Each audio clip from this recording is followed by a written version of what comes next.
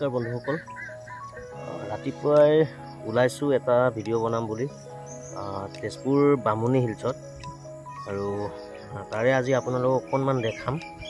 সেইবাবে ৰাতিপুৱাই ওলালোঁ আৰু এতিয়া দেৰি নকৰোঁ, ব'লক ভিডিঅ'টো ষ্টাৰ্ট কৰোঁ। ঘৰৰ পৰা ওলাই এয়া হৈ গ'ল আমাৰ পিঠগুৰিৰ পৰিৱেশ। চাওক কিমান ধুনীয়া, ৰাস্তাৰ দুয়োকাষে চেগুন গছ আছে আৰু ইয়াতে 80% মানুহে ফটো উঠে। এটা ধুনীয়া পৰিৱেশ দেখাইছোঁ আৰু অকণমান আপোনালোকক।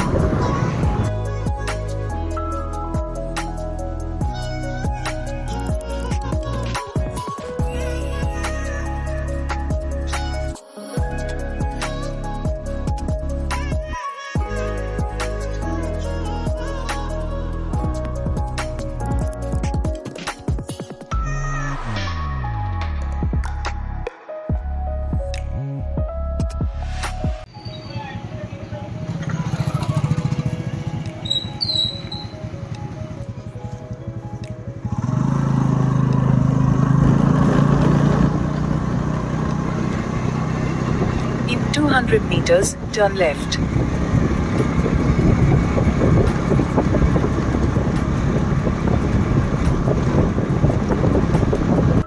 পাই গ'লোঁ বামুণী পাহাৰ, আৰু প্ৰথমে আপোনালোকক ওপৰলৈ লৈ যাব বিচাৰিছোঁ। এয়া আহি আছোঁ, বহুত ওপৰলৈ উঠিব লাগে। তো বলক এতিয়া বন্ধুসকল, এয়া চৰকাৰৰ অৱহেলা নে আন কিবা, কিয় গুৰুত্বহীন হৈ পৰিছে আজি তেজপুৰৰ ঐতিহাসিক বামুণী পাহাৰ। বন্ধুসকল, তেজপুৰৰ বামুণী পাহাৰত বহুত পুৰণি দিনৰ কীৰ্তিস্তম্ভ ভগ্নাৱশেষবোৰ আপোনালোকক মই দেখাম আজি। তো আপোনালোকে মোৰ ভিডিঅ'টো স্কিপ নকৰিব, ভিডিঅ'টো শেষলৈকে চাব বুলি আশা ৰাখিছোঁ। বন্ধুসকল, তথ্য অনুসৰি খ্ৰীষ্টীয় 9ম আৰু 10ম শতিকাৰ মন্দিৰৰ ভগ্নাৱশেষ সংৰক্ষণ কৰা হৈছে এই বামুণী পাহাৰত। তো বন্ধুসকল, অসম চৰকাৰে এই স্থানক পৰ্যটকৰ আকৰ্ষণীয় কেন্দ্ৰ হিচাপে গঢ় দিয়াৰ বাবে কোনো ধৰণৰ চেষ্টা কৰা নাই, আৰু চেষ্টা নকৰাৰ ফলতে আজি এয়া অৱহেলিত হৈ থকাটো দেখা পোৱা গৈছে।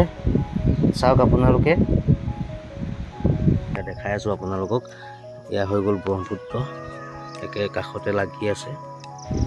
ব্ৰহ্মপুত্ৰৰ পাৰতে অৱস্থিত এই পাহাৰৰ সৰু ডাঙৰ 8ভৈয়া শিলত কটা পদুম ফুল, ডাঙৰ শিলাখণ্ডত কটা দশৱতাৰ মূৰ্তিৰ লগতে আৰু এয়া নৰসিংহৰ, হিৰণ্যকশিপু বধৰ শিলামূৰ্তি, অস্পৰাৰ মূৰ্তি আদি আছে ইয়াত। আৰু বন্ধুসকল, এই ভাস্কৰ্যসমূহ খ্ৰীষ্টাব্দ 9ম 10ম শতিকাৰ বুলিও জনা যায়। আৰু এয়া দেখিছে ন, এয়া শিলত কটা, যিবিলাক শিলত কটা আছে ন খুঁটা, এয়া সকলো ধৰক কিছুমান দীঘলীয়া আছে। এইসমূহ মানে আপোনালোকৰ ধৰি লওক যি বান ৰজাৰ জীয়ৰী আছিলে ঊষাৰ মানে তাঁতশালৰ কিছুমানে দ্ৰৌপদী, তুলুঠা আদিকো কয় কিছুমানে, আৰু এই পাহাৰটোক ঊষা পাহাৰ বুলিও কোৱা হয় মানে।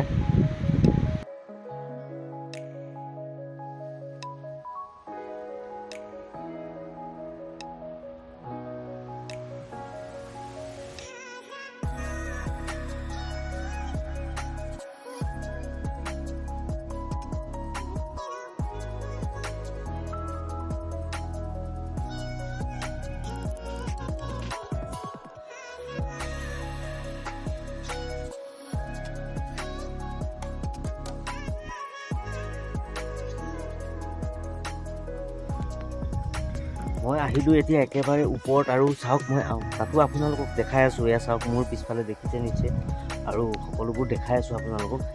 চাই থাকক। এয়া হৈ গ'ল এই শালস্তম্ভসমূহ, মানে নৰসিংহ, ধৰি লওক পৰশুৰাম, ৰাম আদি যি দশৱতাৰ ছবিত থকা মানে এক ভাস্কৰ্যৰ পৰা